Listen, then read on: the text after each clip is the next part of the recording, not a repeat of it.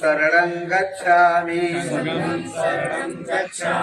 द्वितीयंपि बुद्धं शरणं गच्छामि द्वितीयंपि धम्मं शरणं गच्छामि द्वितीयंपि संघं शरणं गच्छामि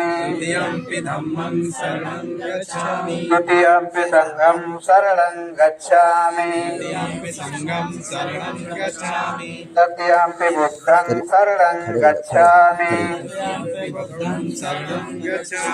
तृतीयंपि धम्मं शरणं गच्छामि पाणातिपाता वेरमणि सिक्खापदं समादयामि आदिन्नदाना वेरमणि सिक्खापदं समादयामि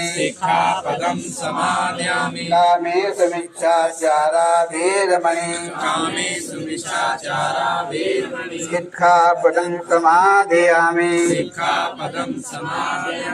मूसावादा वेरमणि सिक्खापदं समादयामि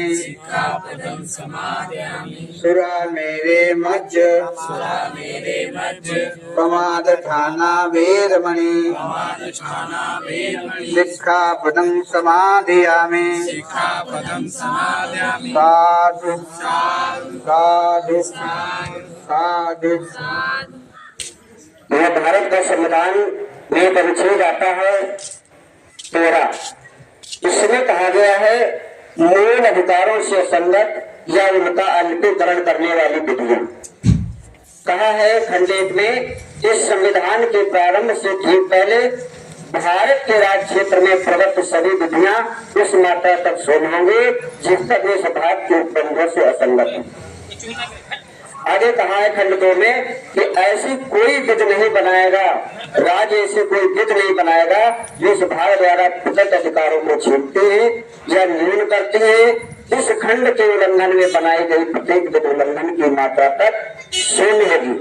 तो अब देखिए इसे समझिए, राज्य के लिए कहा गया है कि राज्य को ऐसी विधि नहीं बनाएगा और कैसी विधि नहीं बनाएगा, प्रदत्त अधिकारों को। कौन से प्रदत्त अधिकार?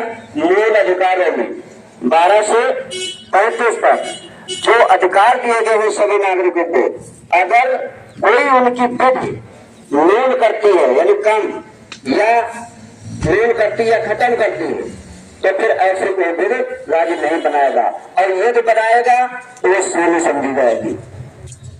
आगे देखिए इसमें कहा है खंड 3 में कि इस अनुच्छेद में जब तक कि संदर्भ से अन्यथा लक्षित न हो तो खंड का विधि के अंतर्गत भारत के राज्य क्षेत्र में विधि का बल रखने वाला कोई अध्यादेश, आदेश, उपविध, नियम, विनियम, अधिसूचना रूढ़ या प्रथा है। यहाँ पर बस समझ लेना हमको है कि इस भारत का संविधान ने देखिए क्या कहा है कि कोई आदेश, उपविध, नियम, विनियम, ये तो सरकारी हो गए है ना, जिनको अधिकार प्राप्त है उनके द्वारा नहीं सब कुछ बनाया जाएगा। आगे बात आ जाती है रूढ़ी या प्रथा। क्या रे? रूढ़ी या प्रथा। ऐसी कोई रूढ़ी प्रथा है जो भारत का संविधान मूल अधिकारों से असंगत है। ठीक है, अगर वो रूढ़ी प्रथा इन अनुच्छेदों को न्यून करती है, खत्म करती है या उनके खिलाफ है तो उनको शून्य कर दिया गया है, खत्म कर दिया गया है। ये कानूनन खत्म है। तो तमाम आडंबर करना मरने के बाद में तरह तरह के, उस पर हम नहीं जाएंगे, समय नहीं है, तो ऐसा सब कुछ करना संविधान ने खत्म कर दिया है। इसलिए हम लोगों को चाहिए कि हम फालतू की रूढ़ी प्रथा में ना पड़े। जब किसी की मृत्यु होती है, परिवार दुखी होता है, शोका कुल होता है, मरने के बाद में तमाम खर्चा कर देना, नहीं तुम्हें भंडारा करना है, तुम्हें आम भोजन दान देना है, उसके पास पैसे नहीं है, किसी से पैसा लेता है, साहूकार से लेता है, खेत पात रखता है और लोगों को खिलाता है और कहते हैं भाई तुम्हारी मुक्ति हो गई। मुक्ति कहाँ हुई? वो तो बहुत करते हुए दस जाता है। तो इसलिए साथियों हम लोगों को ये सावधानी पूर्वक समझना चाहिए कि कानूनन भी ये रूढ़ी प्रथा से खत्म है और साथ साथ में हमको ये चाहिए कि हम लोग इस फालतू की प्रथा से बचें ये श्रद्धांजलि तक सीमित रखें, बस इतने बहुत कुछ है। और बाद में फालतू का खर्चा, तमाम खर्चा करना, ये सब ठीक नहीं, मानवता के हित में नहीं है। हम यही बताएंगे कि ऐसे प्रथाओं का त्याग करें। हम DL बॉय जी के साथ DL बॉय जी को हम बहुत बहुत साधुवाद देते हैं और उनके परिवार को, क्योंकि आपने हिम्मत दर्शाई है, हिम्मत दिखाई है और इस प्रथा को खत्म करने के लिए अपने ऊपर लागू किया है। इसके लिए हम बधाई देते हैं और पुनः रामकृष्ण जी को हमारी तरफ से पुष्पांजलि है और हम अपनी बात को यहीं से विराम करते हैं। सभी को सादर नमो बुद्धाय जय भीम, जय संविधान, जय संविधान। किन भौतिक पदार्थों से ये शरीर बना है और जब हमारा ये शरीर यानी शरीर से श्वसन क्रिया नष्ट होती है किसी कारणवश, तो हमारे जो भौतिक पदार्थ होते हैं वो कहाँ जाके किन पदार्थों में मिलकर विलीन होते हैं। जो व्यक्ति गया है वो वापस नहीं आएगा। उसके लिए हमको लाही बोलना, सोई टोकना, रास्ते में लिकार खींचना, ये सब हमको वही रास्ते पे ले जाते हैं जिस रास्ते पे हम घूमते थे। डॉक्टर बाबा साहब बी आर अम्बेडकर को मैं भी नमन करता हूँ। बाकी हमारे बाद बच्चे और आए हुए सभी लोगों को मैं हृदय की गहराई से सभी को मैं नंदन और अभिनंदन करता हूँ। संगति करनी है, अच्छे विचारों पर रहना है, अंधविश्वास से हट करके ये जो कारण है, बुद्ध ने कहा था कारण है तो कारण का एक निवारण है।